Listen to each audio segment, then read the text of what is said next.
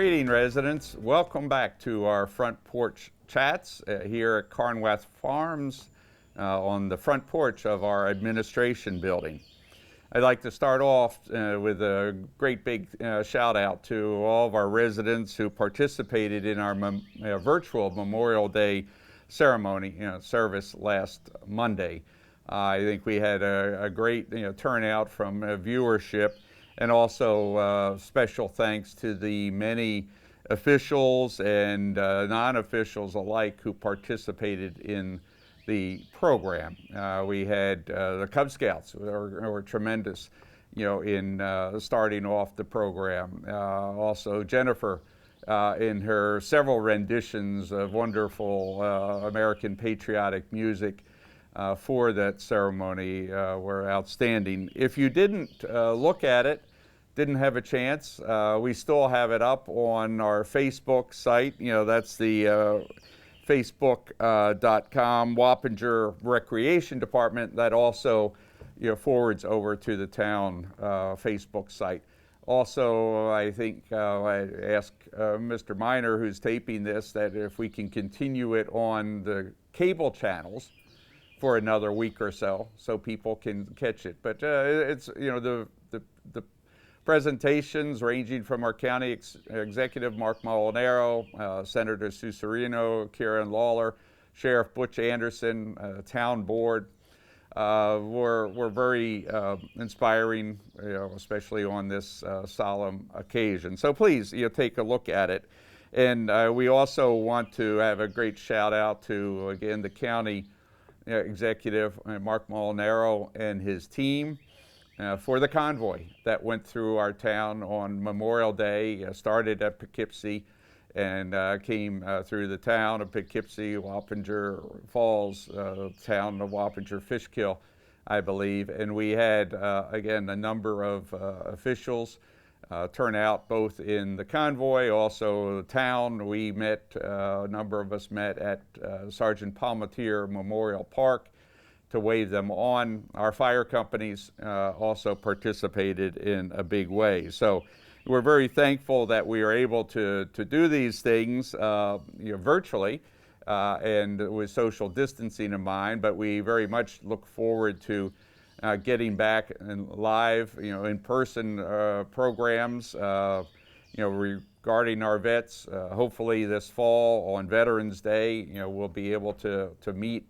again as we've done in the past, and hopefully next year on Memorial Day we'll have even a bigger event, a bigger turnout. So we really look forward to, I think altogether we have about 20 events and monuments and other locations throughout the town that recognize the tremendous service, both past, present, and future, for our veterans. Assemblyman Karen Lawler gave an excellent historical summary of Major Martz, where we have a monument actually at Martz Field over on Pie Lane. And in fact, the Assemblyman will be joining me in a forthcoming, hopefully next week's Front Porch Chat. And so we can talk about a number of things affecting the town and, the county. As you have probably seen on our postings, Mike Sheehan and I, with the board's strong endorsement, decided to reopen the recycle yard, long overdue, but to protect the safety and health of our staff as well as our residents who would use it. We held off, but we got approval, special approval from the county. And so that reopening starts on this coming Saturday. Saturday, the yard will be open from 9 until 12. But please, everyone, don't all rush out at the same time. We are going back to our regular schedule, which means every Wednesday and every Saturday we will be open from the hours of 9 until 12 noon. So please, come out, but try to spread yourselves out over that period of time going forward. We'll have various social safety, health protocols in place, and that's posted on our town website, our Facebook site, we have all that information out there. You will need a permit.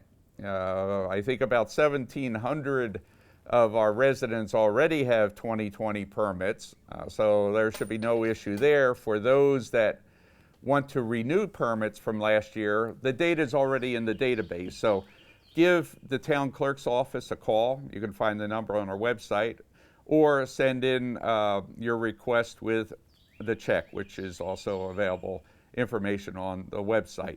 And then they will issue it for a subsequent day that you'll be able to use it. So please, renew, or for those who need have never had a permit for a dump site, then what you'll need is some form of identification, driver's license, proof of residence in the town.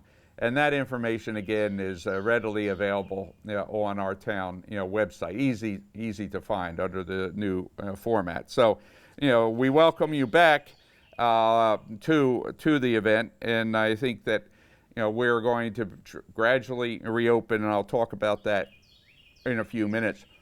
Also, for our seniors who are watching this, we'll be having actually a town hall meeting with our seniors next week. And I believe that that's scheduled for around 2:30 on Tuesday. Next Tuesday, we'll be having a Zoom meeting with all of our seniors who are involved in our senior center. The Zoom meeting is both video, so if you have smart devices or computer, you can hook up to that. But also, if you don't, you can then participate, though, by audio, by phone dial-in. So invitations are being sent out to all of our seniors. Where we have the contact information. Dot, will be relaying that information to you when she talks with you. Dot, who runs our senior center, has been calling seniors on a regular basis every other week and reporting back to me on that. So, we're also have other plans, the rollouts. Jessica's been working hard on a number of recreation-related activities for all ages during the summer months, which, by the way, it's a beautiful day out here, although I guess we're still supposed to get some rain later on. But sunny and humid. They said the humidity is going to be quite high. I want to thank again all of our residents who are doing really an amazing job in continuing to adhere to the various protocols, wearing masks, social distancing, sanitizing services, washing your hands. And these continued efforts, I can't emphasize it enough, have actually enabled Dutchess County to open. We had, in effect, a soft opening last week under some interpretations that the county executive had discussed with the supervisors and mayors. But the formal opening started for phase one this past Tuesday. So now we are beginning finally to allow a return to the workforce. And I think that the underlying numbers, we've talked about it, you can find it on the county's website, also New York Forward .gov website has a lot of useful information. And in that regard, the good progress is being made. And I think where the greatest progress that allowed us to open was in getting volunteers to do the contact tracing. So the numbers continue to go down. While phase one is somewhat symbolic in light of what I just said, because some of the sectors had already started to reopen, its real importance really exists in the fact that now the clock really starts to run on the subsequent phases of reopening, which is very important. With phase one, the most important thing is that non-essential manufacturing is now allowed to occur, as well as construction projects are allowed to come back on, rather than just some essential elements of construction like putting in roofs, to preserve the project itself. So what does that mean? It means that in phase one, according to the county executive, approximately 5,000 of the 17,000 people that were unemployed in the county are now able, to go back to work in, the sense that those positions, those jobs are opening up. That's going to be conditioned, of course, on the local companies being able to rehire, and we expect that that's going to be a slower process, but nevertheless, they can resume starting to re-employ people, which is very positive news.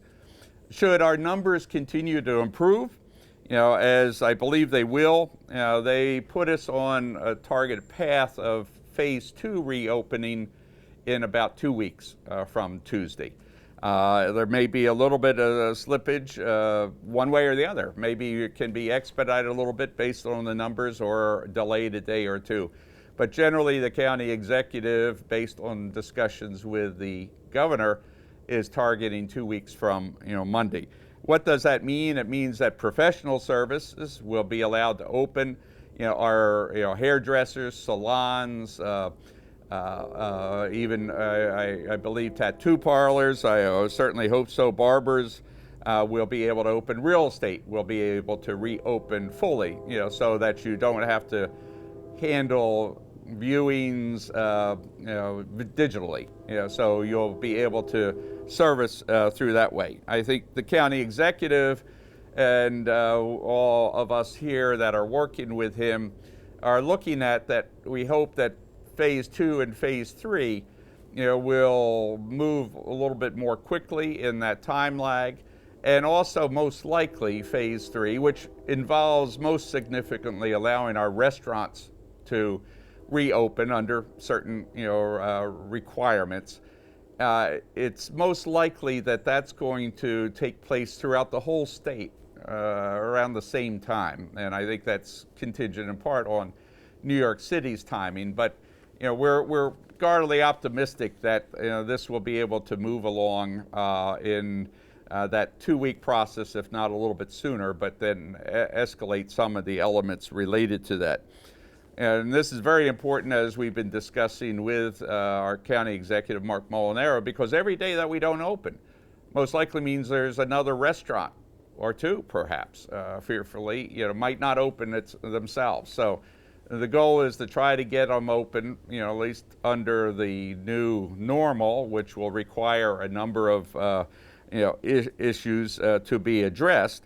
And that means, face masks, protective, other PPE, social distancing. And we are working on the town, to try to help expedite that. We have a draft law code change that would go into effect. But in the meantime, please continue to help our restaurants. Those that are doing takeout, curbside delivery, please go and support them. And just like we want you to support our retail operations where they do allow curbside pickup or in-store pickup, I think the in-store pickup allows for a little bit of flexibility, but please, support all those, establishments the best that you can. To enable all of our businesses to continue to reopen, New York Forward, which is the program that the governor has initiated, actually requires every business, every restaurant to have a written safety plan. You may not be aware of it, but there is a written safety plan that every establishment needs to have that would be available for inspection if somebody wanted to, for example, saw that the store, the restaurant was not following the requirements, and therefore an inspector or police officer, Department of Health, you may stop by and look at it. The only thing that has to be filed with the state is a written affirmation stating that you have this business plan written down. That information is all to be found on the New York Forward site, again, nyforward.gov. And those forms are fairly simple to fill out, and actually you just click through the process on the computer screen, so it's digitally done. If you should have any questions, then you could call me. Ron Hicks at our county is handling all the business reopenings, or the governor's office is and all that information is available on the website. So what does all this mean for the reopening of Wappinger town, government and town hall? We've had some, partial openings. Some things we've kept open as far as town operations, like our parks and trails. We opened the tennis courts before Memorial Day. We now have the ability to open up the recycle yard, which we are doing thanks to our pushing to get that done. And I want to compliment Mike Sheehan and his team for being willing to go out there.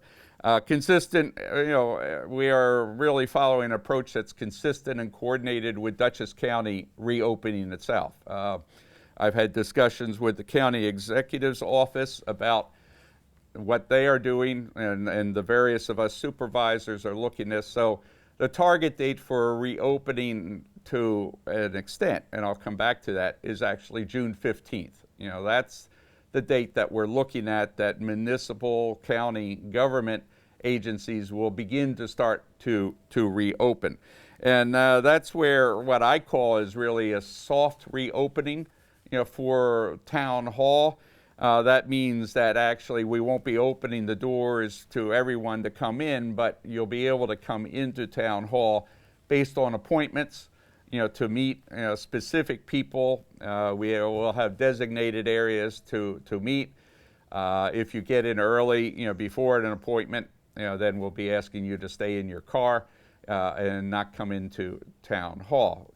Now, I've prepared and have now in circulation of a revised draft that we're trying to finalize that has the various protocol related to that reopening. And so I fully expect to be able to release that and have it available next week sometime. Our next board meeting, I think it's on June the 9th. So that will be coming just shortly before. Is it June the 9th, Joey? June 8th, I'm sorry. It will be on June the 8th, so we'll be making some final determinations at that point in time with respect to that. The biggest unknown right now relates to our justice court system, and they're still waiting for the Office of Court Administration to come down with guidelines. But since the town hall building is the town's, we have the full ability to control the health and safety of people that come into that building, and therefore, we'll be looking at alternate arrangements of how people are staged to go into the court. Do not fear. I have actually some of our staff that have raised concerns about seeing, long lines of people circling around town hall. That may never happen again, in fact, so we have to come up with different ways to do that. I think, to continue to help us, with getting to phase 4, and I know there's controversy, but I strongly believe, as you see, in wearing a mask in the public. And I ask that you do wear a mask when you're in the public, where social distancing is not, available. When you're in buildings, certainly town hall, then that is also something that we're going to be requiring to come in. We will have masks available to provide to people if they don't have one when they come into town hall. But when I wear a mask in public, I want to say this, and because as I've mentioned before, I've had a lot of experience, and I truly believe that wearing a mask is important from a health and safety point of view. When wearing a mask in public, I'm educated enough to know that many people who are asymptomatic, and not just in this disease, but in others, can easily spread it and give us the virus, when that person is not, wearing a mask. It's not foolproof, right? The barriers there do have limitations, as almost everything, does until we have a full vaccine. I don't live in fear of the virus. I get out, still continuing, and will be getting out more. I just want to be part of the solution and not the problem going forward. I don't feel like government is controlling me. I feel that really I'm contributing to society's betterment, and want to try to make sure that people feel the same way in doing that. Of course, by all means, the world doesn't revolve around me. It's not about me and my comfort. As I mentioned, I've been wearing masks probably for 40 some years, and in fact wore them regularly in Asia, regularly on airplanes, on trains, and so forth when I was sick, feeling a little ill with the cold, a flu, and when there was contagion in a number of times in the past. So I continue to do that. Yeah, there is some discomfort even in hot and humid weather, but living in Taiwan, where it's extremely hot and humid, I, believe it or not, did get used to wearing that. If we all could live, with others, people's considerations in mind, I think this world would be a much better place to live in. I think one of the positives, I hope, that's coming out of this challenge is that there is a lot more consideration being given. However, at the same time, because of the fear, because of emotional anxiety, we're seeing a lot of things happen that seems to be just the opposite. And this is very unfortunate. But again, I want to compliment our residents here in the town of Wappinger because everything I've seen has actually been very positive in reinforcing these particular goals. And I think that as you look going forward, these old style masks are not very attractive, but the ones that you can get, I think it's a remarkable ingenuity. I have even ordered some sports ones. I've ordered UV protective ones from Solumbra. Actually, I'm very sensitive. My skin reacts to the sun, and actually the face has always been one of the key areas that there is risk for skin cancer. So now the Solumbra masks really do help. But most important, I want to make sure, and the town wants to make sure, that we don't bring about illness to our relatives, direct, our aunts, uncles, cousins, and other people who, as we know, have been suffering significantly in many ways. So please, as we reopen, also be very considerate in not littering. We have been and are putting up signs. We're putting up more waste receptacles and trying to keep our town cleaner. We've also, thanks to legislator Cavazzini, he's gone out and removed virtually all of the lawn signs that had been falling down, ugly, being torn, getting dirty. Just were an eyesore, to the town as part of his contribution to our digital Earth Day program. So as you go forward in the next week, please remain safe, well.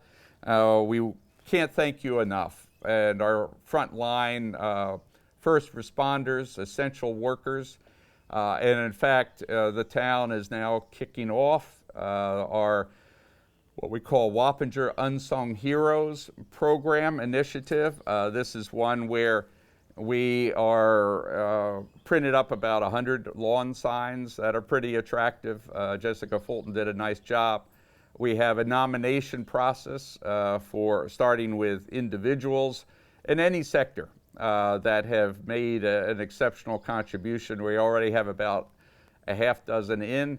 And there'll be this lawn sign that can be put on their lawn or place that they work, if that's the case may be, and also a certificate, at least that will be provided. So that's information is going to be available on our recreation town website, Facebook pages. So please, if you know anybody that has made a special contribution, everybody's made important contributions, but a really special one, send in the nomination to us at Town Hall, to me, to Jessica Fulton, to Joe Cavazzini, to any number, and we'll make sure that that recognition gets made. So please go out, have a wonderful, neat weekend. Come out to our parks. Carnwath is full of greenery, birds bugs, insects that are actually listening to. I hope we don't have a invasion of the cicadas or the frogs up from the river, but they say this year is going to be the year of the cicada. So we'll see. But please come out, enjoy yourself in our parks, and have again a great weekend. Thank you very much.